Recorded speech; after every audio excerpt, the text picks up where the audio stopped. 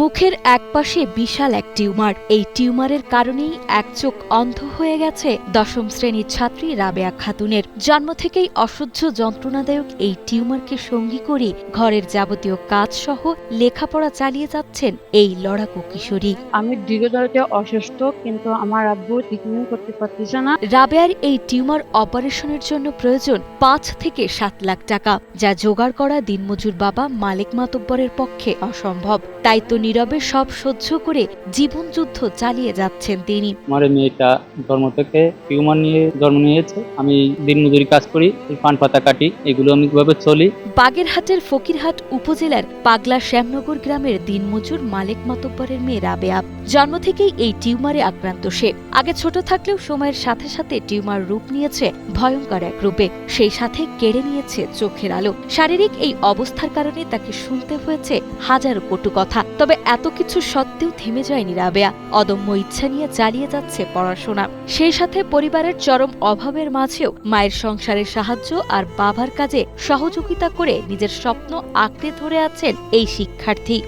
আমার আব্বু দিন মজুরি, আমার আম্মুর কাজে আমি সাহায্য করি, আমার আব্বুরও কাজে আমি সাহায্য কাজ করে আমি স্কুলে যাই। অন্যের ক্ষেত্রে দিনমজুরি করা বাবা মালেক মাতব্বর আদরের মেয়ে চিকিৎসা করাতে ছুটেছেন নানা জায়গায়, তবে মেলেনি কাঙ্ক্ষিত সমাধান। চিকিৎসকরা জানিয়েছেন দেশের বাইরে নিয়ে অপারেশন করাতে হবে রাবেয়ার, আর এই জন্য প্রয়োজন হতে পারে ৫ থেকে ৭ লাখ টাকা।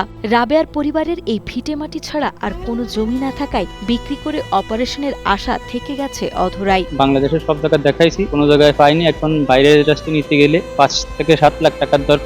আমার তাতে সম্ভব নেই আমার কাছে। এ খুব দরিদ্র লোক, কিন্তু এর মেয়েটার যে সমস্যা টিউমার হয়েছে জন্মগতভাবে, এই টিউমারটার জন্য এদেশে অনেক চেষ্টা, তার তৌফিকে যা কুলাইছে তাই চেষ্টা করছে, এখন সে ব্যর্থ হয়ে পড়ে আছে। রাবেয়ার স্বপ্ন দেখেন একদিন সে সুস্থ হয়ে আর ১০ জনের মতো হেসে খেলে বাঁচবে, সেই সাথে উচ্চশিক্ষা নিয়ে মানুষের মতো মানুষ হয়ে হাল ধরবে পরিবারের। রাবেয়ার এই স্বপ্ন পূরণে তার নিজের ও পরিবারের চাওয়া সমাজের বৃত্তবান ও মানবিক মানুষের সহযোগিতা, যে সহযোগিতার হাত হয়তো রাবেয়ার পড়াশোনা ও সুস্থভাবে বেঁচে থাকার স্বপ্নকে বাস্তবে রূপ দিতে পারে। এখন আপনারা যদি আমার মেয়ের লেগে কোনো দয়া করেন, সেভাবে আপনারা বিবেচনা করেন।